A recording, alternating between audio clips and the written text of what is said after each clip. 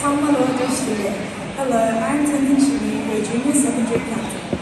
I'm from the river of the world, specifically known as Tibet, from the eastern side of Chime. Tibet is a land with majestic mountains, serene lakes, and vast waterlands.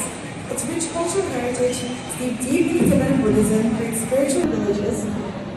Our country has a close connection with our nature and ancient culture. It is a place of solace and peace, well-deserved and admiration. I was raised in India until I was 6, then being the first generation of my family line to migrate to Australia. During the key shift, I was bestowed upon lots of exciting and challenging experiences that built and shaped the person I am today.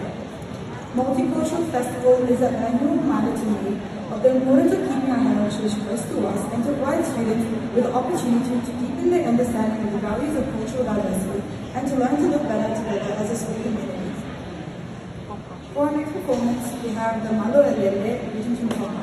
Please make our Tongan dancers feel welcome.